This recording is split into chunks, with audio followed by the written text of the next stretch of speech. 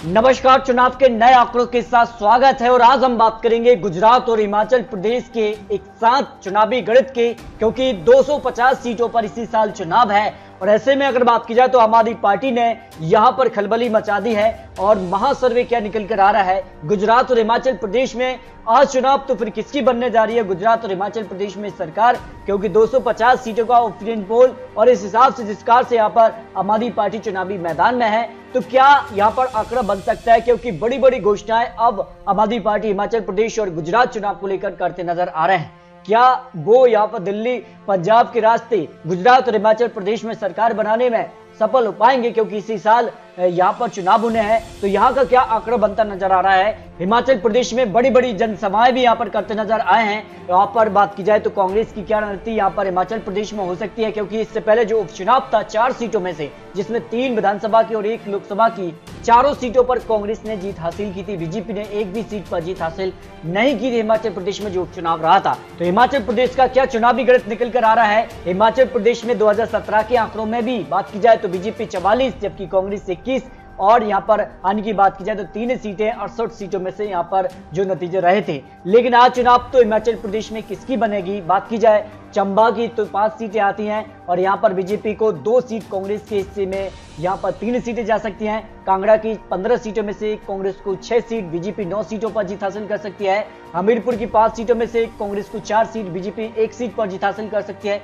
कुल्लू की 4 सीटों में से बीजेपी और कांग्रेस को 2-2 सीटें यहाँ पर बढ़ती नजर आ रही है। मंडी की 10 सीटों में से कांग्रेस को 4 सीट, बीजेपी के खाते में 6 सीटें जा सकती हैं। ऊना की 5 सीटों में से कांग्रेस को यहाँ पर 3 सीट, बीजेपी को 2 सीट जा सकती हैं।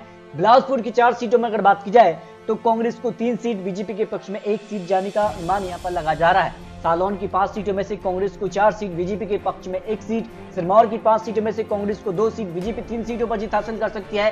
शिमला की 8 सीटों में कांग्रेस 5 जबकि बीजेपी 2, 1 सीट पर अन्य भी जीत हासिल कर सकता है। किन्नौर की 1 सीट पर कांग्रेस को जीत मिलने का अनुमान यहाँ पर दिखाई दे रहा है। इस तरह से 68 सीटों के हिमाचल के ओपिनियन पोल में कांग्रेस को 20 सीट जबकि भारतीय जनता पार्टी यहाँ पर करीब 35 सीट, अन्य की बात की जाए तो 13 सीटें आ सकती हैं। जो अन्य का ग्राफ अब बढ़ता जा रहा है, क्योंकि जिसका से आम आदमी पार्टी अब चुनावी मैदान में है और जिसका से अब वो जनसभाएं कर रहे, इस कारण से आंकड़ा अब बढ़ता नजर आ रहा है। हिमाचल प्रदेश के बाद अगर बात की जाए तो गुजरात की क्या तस्वीर बनती नजर आ रही है। गुजरात की 182 सीटों लिए क्या आम आदमी पार्टी ही बीजेपी को कड़ी टक्कर देगी या फिर कांग्रेस, इसको लेकर बड़े महत्वपूर्ण आंकड़े सामने आ रहे हैं। गुजरात की 182 सीटों में भरूच की यहाँ पर 5 सीटों में कांग्रेस को यहाँ पर 2 सीट, बीजेपी को 3 सीटें मिलने का अनुमान लगाया जा रहा है। राजकोट की 8 सीटों में बीजेपी 3 सीट, आम आदमी पार्टी 4, कांग्रेस को 1 सीट मिल सकती है। बनासकांठा की 9 सीटों में से बीजेपी 4 सीट, कांग्रेस को यहाँ पर 2 सीट, आम आदमी पार्टी 3 सीटों पर जीत हासिल कर सकती है।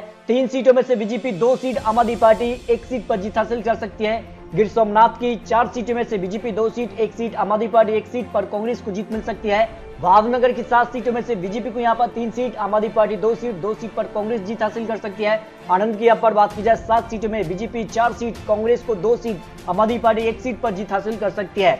डांग की 1 सीट की बात की जाए तो आम आदमी पार्टी यहाँ पर जीत हासिल कर सकती है। सुरेंद्रनगर की 5 सीटों में से बीजेपी 2 सीट, 2 सीट पर, आम आदमी पार्टी 1 सीट पर कांग्रेस को जीत मिलने का अनुमान हो सकता है। सूरत की 16 सीटों में से बीजेपी 6 सीट, आम आदमी पार्टी 5 सीट, 5 सीट पर ही कांग्रेस को जीत मिलने का अनुमान यहाँ पर दिखाई दे रहा है। वलसाड की 5 सीटों में से कांग्रेस को 1 सीट जबकि आम आदमी पार्टी बीजेपी में कड़ी टक्कर देखने को मिल सकती है। 2-2 सीटों पर यहाँ पर जीत मिलने का अनुमान दिखाई दे रहा है। छोटा उदेपुर की 3 सीटों में से बीजेपी 1 सीट जबकि आम आदमी पार्टी 2 सीट पर हासिल कर सकती है। मोरबी की 3 सीटों में से बीजेपी सभी तीनों सीटों पर जीत यहाँ पर मिल सकती है, जो अनुमान यहाँ पर लगाया जा रहा है। महिसागर की 3 सीटों में से बीजेपी 1 सीट, आम आदमी पार्टी के पक्ष में 2 सीटें जा सकती हैं।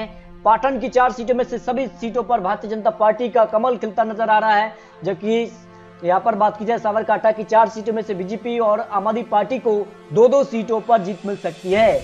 जामनगर की 5 सीटों में से बीजेपी को यहाँ पर 3 सीट, आम आदमी पार्टी के पक्ष में 1 सीट, 1 सीट पर कांग्रेस को जीत मिल सकती है। पोरबंदर की अगर बात की जाए तो यहाँ पर 2 सीटों में से यहाँ पर 1 सीट बीजेपी और 1 सीट पर आम आदमी पार्टी को जीत मिल सकती है। पंचमहल की 5 सीटों में से बीजेपी को 2 सीट, 2 सीट पर आम आदमी पार्टी और 1 सीट पर कांग्रेस को जीत मिलने का अनुमान लगाया जा रहा है।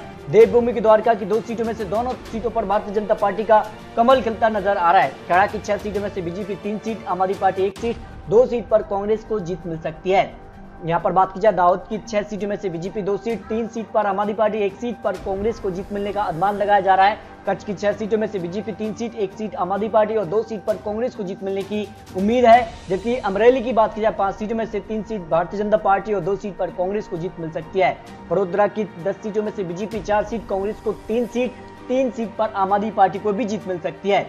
जूनागढ़ की बात की जाए 5 सीटों में से बीजेपी को 4 सीट, 1 सीट पर आम आदमी पार्टी यहां पर जीत हासिल कर सकती है।